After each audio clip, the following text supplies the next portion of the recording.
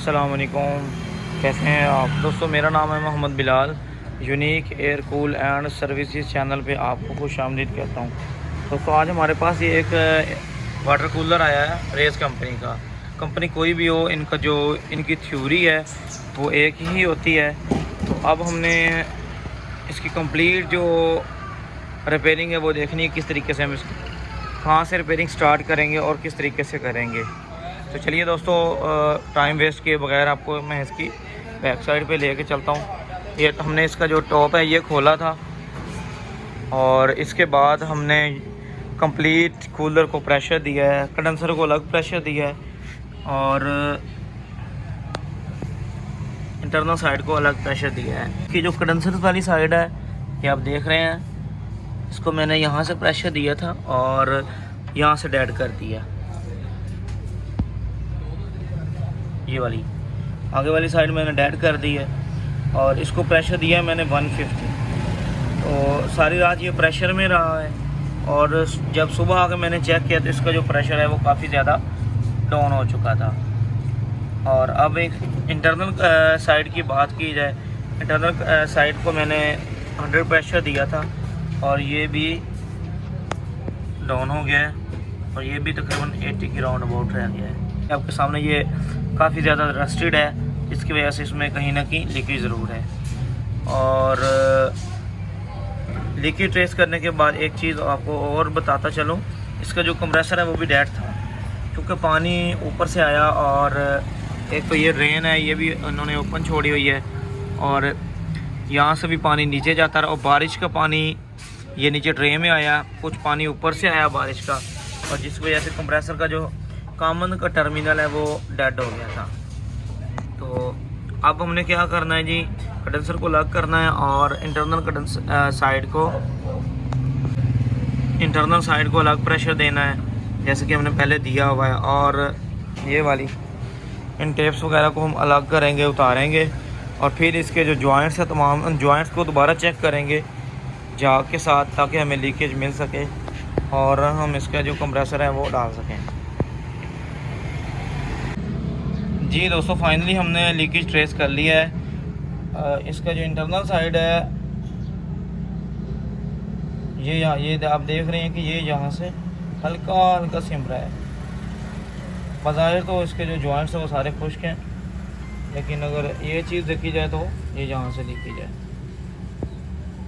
और दूसरी तरफ इसका जो ये कनेक्टिंग जहाँ पे टी बना हुआ है ये जो जॉइंट है ये भी यहाँ से लीक था,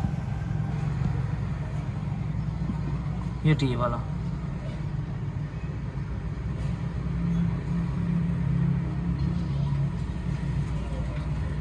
अब हमने क्या करना जी, इन दोनों जॉइंट्स के ऊपर सोल्डरिंग दोबारा कर देनी है, रीन्यू इस जॉइंट के ऊपर और इस जॉइंट के ऊपर। तो बाकी हमारा जो कूलर है वो रेडी हो जाएगा इंशाल्लाह। और इसमें कंप्रेसर वगैरह डाल के कंप्लीट वीडियो आपको दिखाएंगे इसकी रनिंग कंडीशन में भी। और एक चीज़ और बताता चलूँ, अब हमने कंप्लीट यूनिट को खोला है, जैसा कि आप देख रहे हैं प्रेशर दिया हुआ है और इन साइड और आउट साइड दोनों को, इंटरनल और एक्सटर्नल साइड, कंडेंसर और अंदर वाली साइड को। तो हमें जो मेन पॉइंट है वो इस चीज़ का ख्याल रखना है कि इसकी फ्लशिंग ज़रूर करनी है। फ्लशिंग CTC से मैं करता हूँ और उसकी फ्लशिंग करने के बाद ही इसको नया कंप्रेसर इंस्टॉल करेंगे। जी तो दोस्तों, फाइनली अल्हम्दुलिल्लाह हमने लीकेज जो कि आपको दिखाई थी, एक जॉइंट से लीकेज थी, तो लीकेज कंप्लीट करने के बाद अल्हम्दुलिल्लाह हमने इसमें ब्रांड न्यू कंप्रेसर डाला है जो कि 8.4 का पहले डाला हुआ था। हमने इसमें डाला 8.5 FR का, जो कि बेसिक जेन्युइन डीप फ्रीज़र और वाटर कूलर्स के लिए होते हैं। तो ये आपके सामने अल्हम्दुलिल्लाह ये 1.5 एम्पेयर पे अभी ये तैयार है और हमने इसमें गैस चार्ज की है। और इसका जो रनिंग प्रेशर है वो भी आपको दिखाते हैं। ये इसका रनिंग प्रेशर है तकरीबन 10 के करीब है।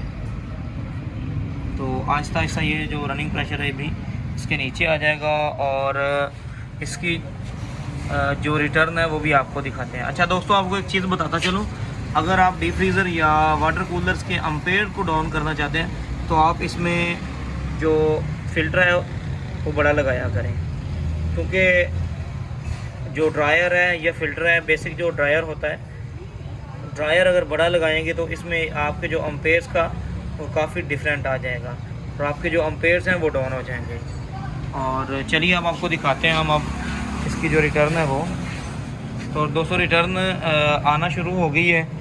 सेक्शन का पाइप के ऊपर माशाल्लाह काफ़ी ज़्यादा नमी आ गई है और कैपली तकरीबन थोड़ी सी रहती है। तो इसके बाद जैसे ही रिटर्न आएगी तो आपको कंप्लीट जो यूनिट है वो रेडी मिल जाएगा जी। तो दोस्तों एक चीज़ आपको और बताता चलूँ कि वाटर डिस्पेंसर है या जो कि वाटर कूलर हैं, इन दोनों में आपने जो गैस है वो पानी डाले बगैर चार्ज करनी है। यूनिट बिल्कुल खाली होने चाहिए। वाटर डिस्पेंसर में भी सेम प्रोसेस है कि इसमें जब भी गैस डालते हैं तो वैक्यूम करने के बाद खाली को गैस चार्ज करते हैं। तो यही प्रोसेस सेम हमने अप्लाई करना होता है वाटर कूलर के ऊपर। तो माशाल्लाह अभी इसके जो अम्पेयर्स हैं वो भी ठीक हैं और माशाल्लाह बेहतरीन परफॉर्मेंस है। ये इसकी मेन वायर की कम्युनिकेशन जो कनेक्शंस हैं ये अभी हमने कनेक्ट नहीं किए कंप्रेसर के साथ। हमने ओपन एक वायर डाली है और इसके साथ हमने चलाया है कंप्रेसर को। तो दोस्तों मेरी इस तरह के वीडियोस मज़ीद आपको मिलती रहेंगी। मेरा चैनल के साथ जुड़े रहें जी। तो दोस्तों अल्हम्दुलिल्लाह हमारा जो वाटर कूलर है वो रेडी हो चुका है और आपके सामने रिटर्न आई हुई है। कमाल की रिटर्न है, बेहतरीन रिज़ल्ट आए हैं।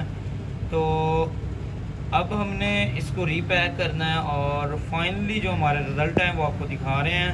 हमें ज़रूरत नहीं है और इस कूलर पे मज़ीद गैस डालने की।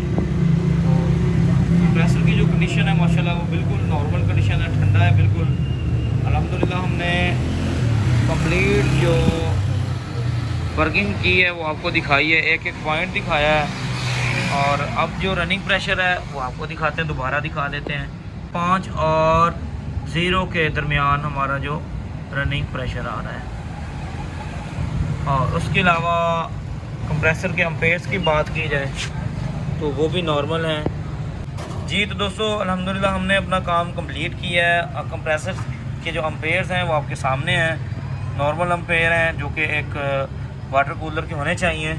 इसके बाद रिटर्न की बात की जाए तो ये मैं आपको इंटरनल साइड से दिखा रहा हूँ। ये देखें माशाल्लाह रिज़ल्ट आपके सामने है। हमने जो अपना काम किया है एक एक पॉइंट आपको दिखाया है ताकि मेरे दोस्तों को कोई परेशानी ना हो। जब भी आप वाटर कूलर का काम करें तो मेरी वीडियो आपके लिए आसानी पैदा करे और मेरे भाइयों को कोई भी मुश्किल ना आए। दोस्तों जब भी आपने वाटर कूलर का काम करना है या कोई भी रेफ्रिजरेटर या R32 गैस या R6 का काम करना है तो वैक्यूम अच्छे तरीके से कर लिया करें।